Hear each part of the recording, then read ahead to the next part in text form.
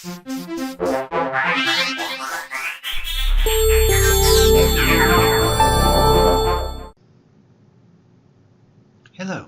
this is Dr. Richard Hofer, and I am your instructor. I'm going to present some material to you about the material in week 3, budgeting and financial management business models. And I want to try to make this be really relevant to you so that you can get these examples and make it clear. So it's not just jargon, it's something that resonates directly with you. So the whole idea of a business model is it's a system to bring in resources and use them effectively to meet goals, make an impact, and survive. All right, so if we take a look at this figure in the middle, we've got business model, and that's been defined. You have adaptability and you have impact. Now, what does this mean to you? So you have a personal business model. You may not have thought about this, but you have a way to bring in resources. Maybe you have a full-time job. Maybe you have a part-time job. Maybe you have scholarship. Maybe you have loans. Maybe you have somebody slipping money to you underneath the table. Who knows? But you have a way to bring in resources.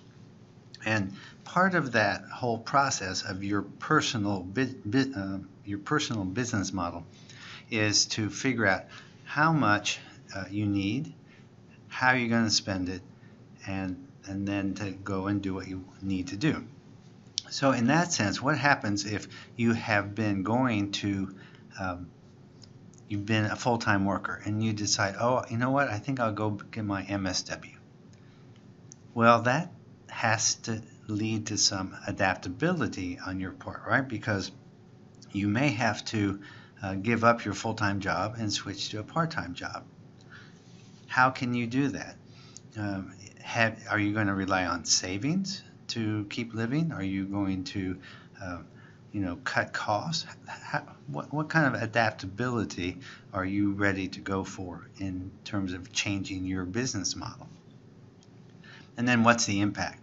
Well, hopefully, of course, in the end, you're going to learn skills. You're going to get your MSW. You're going to get a job that pays more, is more interesting, or whatever. But it all starts from your business model. How are you going to survive for those years of education as opposed to earnings?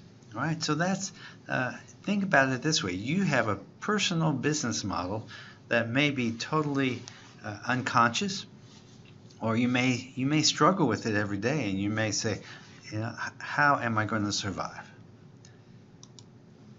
So what are the parts of a business model? Well, you start off with a revenue mix. Okay, so nonprofits have grants, they have contracts, they have donations, they have all the things that are talked about in the video that you've watched. So you yourself personally, what are all of the ways you're bringing in revenues?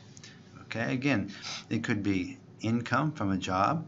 It could be passive income, like royalties from a book that you've written.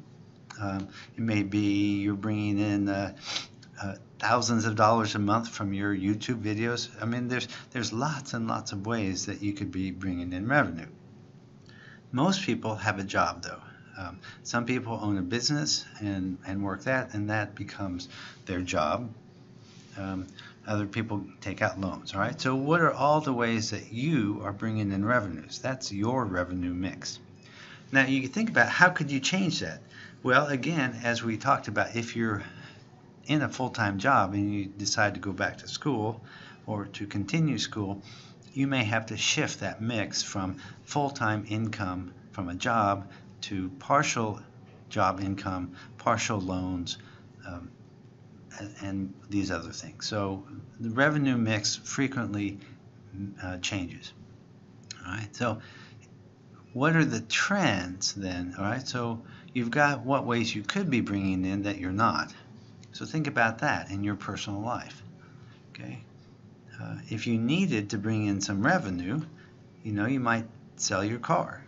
You might sell your house if you have one and trade it down for a less costly one.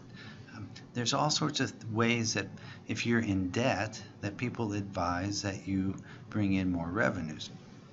Now, of course, we're going to talk about costs in a little bit, and costs are the opposite of revenue. So if you can decrease cost, you may not have to increase revenue as much. So, you know, in the situation of a business, you may lay people off, or a nonprofit may decide that they don't need to fix the hole in the roof or something like that right now.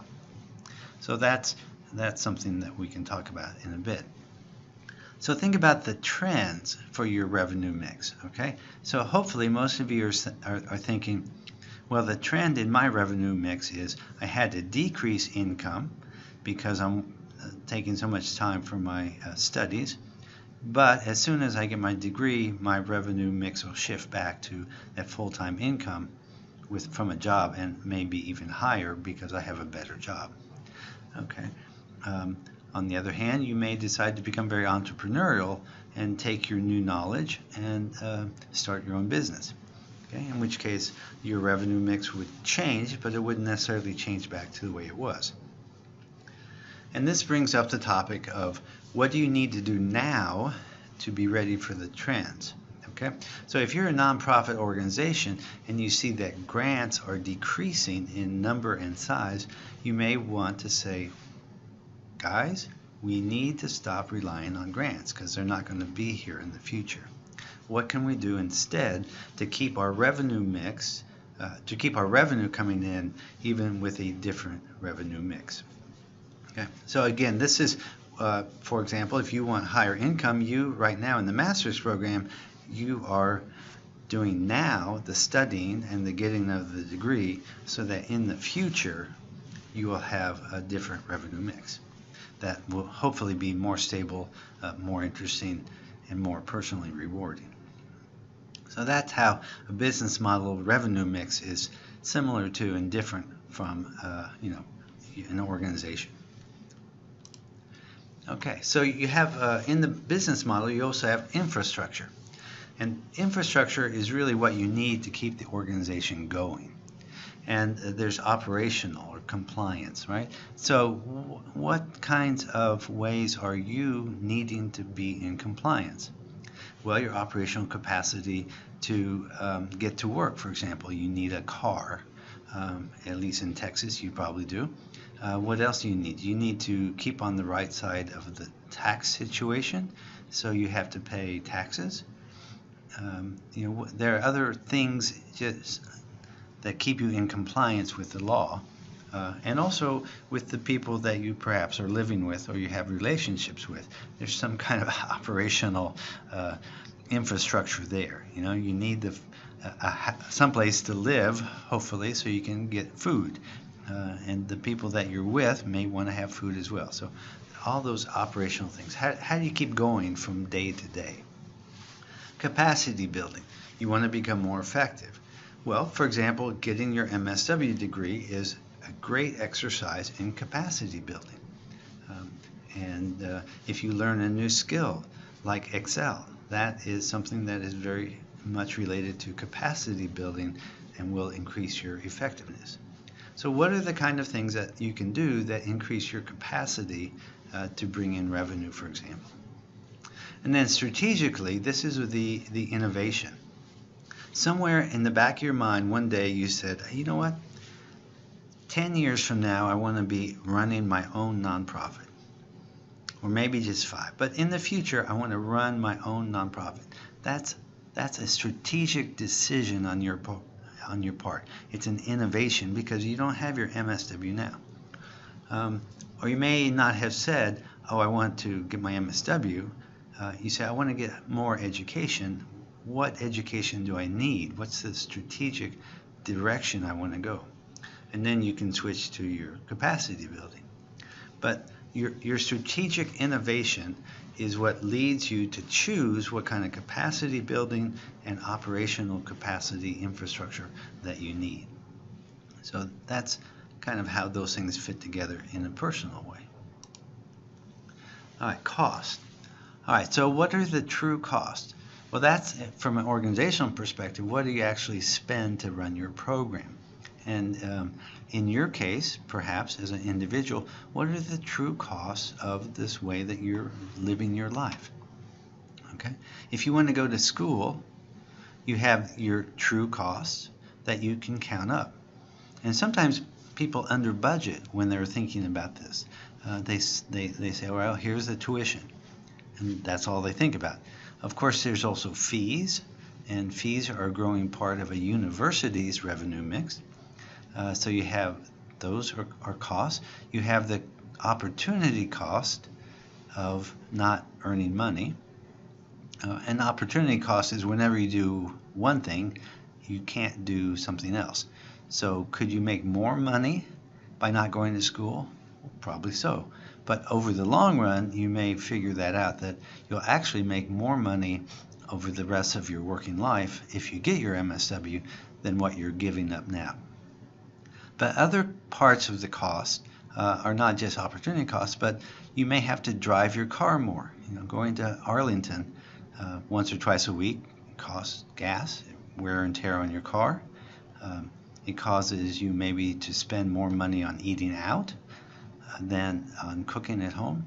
So these are all examples of the need to really look at all of the costs that go into your decisions. Now, some revenue is restricted, and you can't just use it for anything, like a student loan. If that's part of your revenue mix, you have to be careful that you don't spend that money on something that is not allowed. And this is the same as organizations that get grants. They can't just spend that money on anything. So if you get a student loan, maybe you can use that to buy a new car, and maybe you can't. Maybe it's important to have that car so that you can drive on the highway to and from Arlington and where you live. But you may not be allowed to do that. So that's something that's important. What are the restrictions? So you need an accounting system as an organization to keep you from commingling your revenues and spending on things that are not allowed for that source of revenue. And as a person, when you have different sources of revenue, you may need to keep those separate from each other. And that's why you may have a tax software or some kind of accounting software for your personal use as well. Sustainability depends on having more revenue than cost, at least over time. You can go into debt, but at some point or other, you're going to have to pay that money back. So, you may borrow a large amount of money to buy a home. And if you do that, that's fine. But over time, you need to make sure that you're able to support the cost of that home. Many first-time home buyers think, oh, well, I just have this one thing I have to pay, which is the mortgage, but that doesn't count the costs of upkeep, property taxes, homeowner association fees, etc., if those are relevant. And so for nonprofits, you want to focus on your mission, but you also need to ensure that your programs are sustainable. And for individuals, you want to focus on your personal goals in life, but you also have to remember that you got to have funds to buy food and stuff like that. Capitalization. Capitalization is kind of a more difficult concept perhaps, but you think about your assets. What assets do you have? Well, you have capital assets, such as a home, a car, furniture. Those are things that you could sell if you needed to. They're physical things, and you can frequently sell assets. You may have somebody gave you a savings bond when you were born, or you maybe bought your own, and you may need to cash those out in certain cases.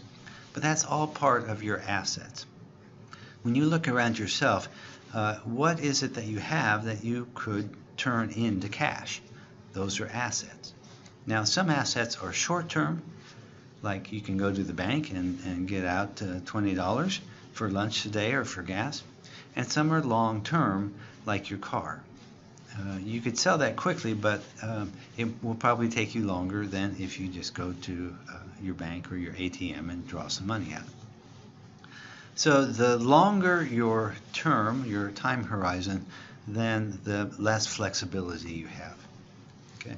Some people are able to provide for their children a college fund, and if you're able to do that and you put money in there, you're not supposed to take it out until it's time to spend on education.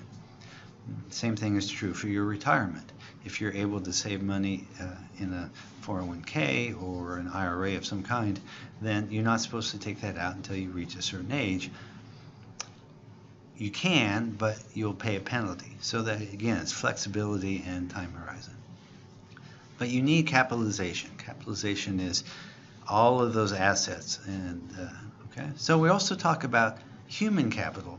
And human capital are the assets that you have in skills, education, knowledge, personal ability, to talk with people. That's a human asset. And that's why organizations have what they call human resources departments, is that they understand that the people, their employees, are assets as well. So what kind of assets do you need for sustainability and to have enough flexibility to take advantage of opportunities? Okay, so these are kind of the questions that you have to ask about capitalization and your assets and asset structure. So just remember, everything is connected when we're talking about a business model. You have your revenue sources, and that leads to programs. And what kind of programs you have depends on the kind of revenue you have. If your revenues are declining and your programs continue to cost the same amount, then that will lead to a problem over time. Program costs are not necessarily easy to track, but if you don't do that, you're not going to be able to bring in the appropriate amount of revenue to cover the cost of those programs. Okay. So for example, again, let's just assume that you're going to take out a loan to help pay for your education.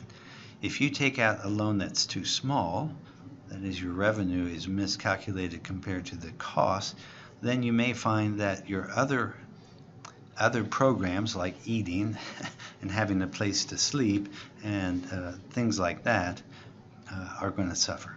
So you want to accurately understand your cost so that you can match your costs and your revenues. And in fact, you want to maintain more revenue than costs over the long term. Okay? And so that connects back to your capitalization and the asset structure that you have. Once you sell all your furniture, right, you don't have that capital anymore. You've changed that capital into revenue, and then your revenue will turn into a program. And I use the word program kind of loosely here. Again, the program of eating, the program of having someplace to call your own, that's what I'm calling programs in a personal sense. And then you have your infrastructure, which includes all of those things that we talked about earlier. Okay, so I don't want to make this as long as the original video, but I just wanted to try to connect the overall concepts with things that might be more like personal that you can relate to. So this has been Dr. Richard Hofer, and hopefully this helps you understand the issues.